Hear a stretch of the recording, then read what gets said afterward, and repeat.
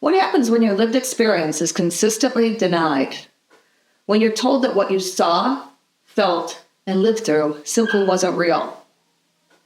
Today we're exploring the critical practice of self-validation, learning to trust your own experience even when no one was there to confirm it.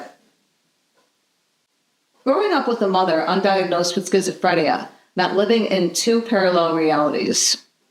There was the world as she experienced it, filled with the voices only she could hear, and then there was the world as I experienced it, a reality where these things didn't exist, but my fear and confusion absolutely did. The most disorienting part wasn't her altered perceptions. It was the moment after, when I would try to shift her reality to one we shared, only to be told that I was the one who wasn't seeing clearly. Mom, there's no one talking to us through the radio. You're just not paying attention, she would insist. You never believe me. In these exchanges, my reality, what I knew to be true, was consistently invalidated. And when this happens repeatedly throughout a lifetime, you begin to trust your own perceptions. You begin to wonder if maybe you are the one who can't see clearly. Most children have parents who act as mirrors, reflecting back their experiences and helping them make sense of the world. When a child falls and hurts their knee, a parent acknowledges the pain. Yes, that looks like it hurts. Let me help you. When a child accomplishes something, a parent confirms the achievement. You did it. I'm so proud of you. These validating responses help children develop a secure sense of reality and self-trust. But when a parent is emotionally unavailable or struggling with mental illness, this mirroring function is compromised. During my mother's episodes, she couldn't mirror my reality because she was lost in her own. The natural validation that forms the foundation of healthy development was missing. As a result, I grew up with a fragmented sense of reality, never quite sure if what I was experiencing was real or important enough to acknowledge. When my mother was in the assisted living home, I found a note crumpled up in a drawer. I found it particularly fascinating because it was a list of reasons why I'm sick, and then she proceeded to write reasons why she thought she was sick. Finding this note was profoundly moving. Even in her illness, my mother was attempting to validate her own reality when no one else would. She was trying to be her own witness when the world dismissed her perceptions. I realized then that despite our different circumstances, my mother and I shared this fundamental wound, the lack of validation. And perhaps, unwittingly, she had just given me the key to my own healing. Self-validation is the practice of acknowledging and accepting your own internal experiences, your thoughts, feelings, perceptions, and needs, without requiring external confirmation. It's the ability to say to yourself, what I'm feeling is real and valid, even if others don't understand or acknowledge it. For those of us who grew up with emotionally unavailable parents, self-validation isn't just a helpful skill. It's an essential practice for reclaiming our sense of reality and establishing a stable foundation of self-trust.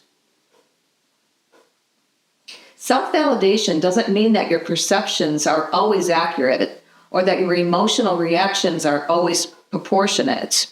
Rather, it means acknowledging that your internal experience exists and matters, regardless of whether others recognize it. During my photography sessions with my mother, I inadvertently discovered a powerful tool for self-validation. The camera became an objective witness, capturing moments that I might otherwise have questioned. There was one day when my mother was particularly agitated, insisting that someone had stolen her shoes, which were actually on her feet.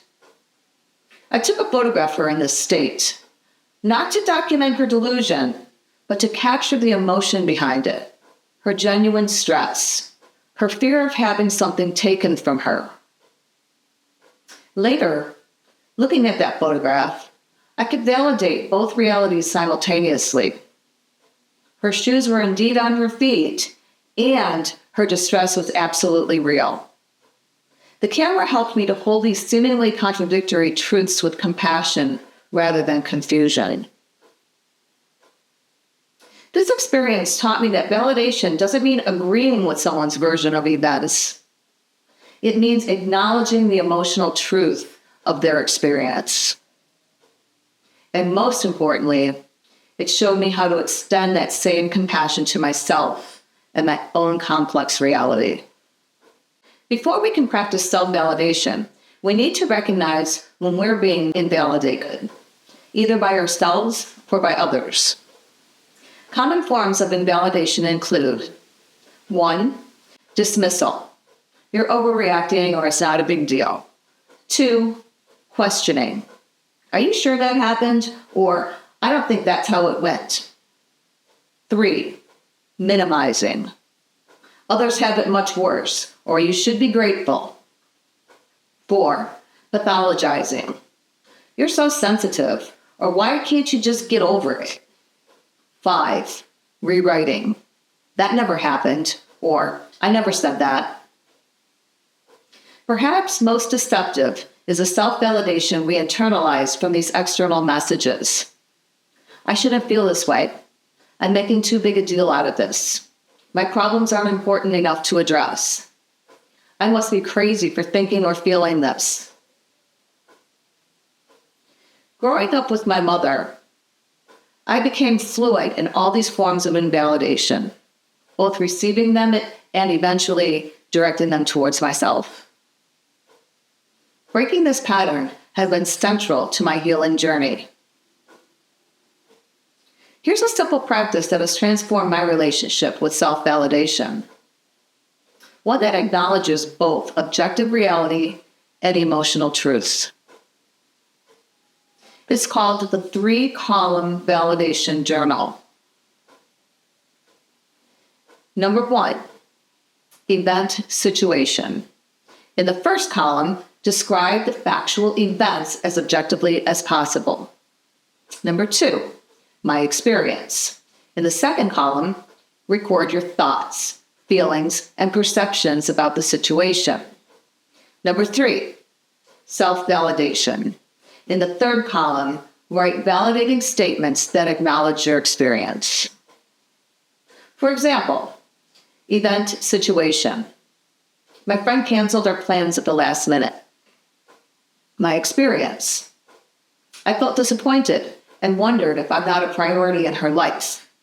I noticed myself thinking, no one really cares about spending time with me. Self-validation. It makes sense that I feel disappointed. I was looking forward to our time together. It's natural to question patterns in relationships when the plans change. My desire for connection is valid and important. This practice helped me distinguish between what happened, how I felt about it, and the validation I needed. Validation I could now provide for myself instead of seeking it externally. As I deepened my practice of self-validation, I've discovered that it goes beyond simply acknowledging feelings. True validation includes the following. 1, validating your perceptions. What I observed is real. 2, validating your feelings. My emotional response makes sense given my experience. 3, validating your needs. What I need matters, even if it differs from what others need. 4, validating your boundaries. I have the right to protect myself. 5, validating your accomplishments. My efforts are meaningful, even without external recognition. When I began photographing my mother, I was unconsciously seeking validation for my experience of her illness, proof that what I had lived through was real. But what I discovered through that process was much more profound. I didn't need external validation to confirm my reality. I could provide that for myself. One of the most powerful aspects of self-validation is how it transforms our relationships with others. When we learn to validate ourselves, we become more capable of validating others without feeling threatened by different perspectives. This week, I invite you to start your own 3-column validation journal. Choose one situation each day to practice this structured self-validation. Notice if there are particular areas where you tend to invalidate yourself most strongly. Share one insight from your journaling practice in the comments if you feel comfortable. If this healing journey resonates with you, subscribe and check out the full healing card deck available in my Etsy store, link in the description. I've created a special downloadable worksheet to accompany this video. If you're interested in receiving one, simply write in the comments, self-validation, and I'll be sure to get one out to you. This worksheet includes guided prompts for your 3-column validation journal, reflection questions on your history with invalidation, and additional self-validation practices to incorporate into your daily life. Remember, the goal isn't to validate every thought as accurate or every feeling as proportionate. It's to acknowledge your internal experience as real and worthy of compassion. Next week, we'll explore self-expression and how to give voice to your newly validated truth.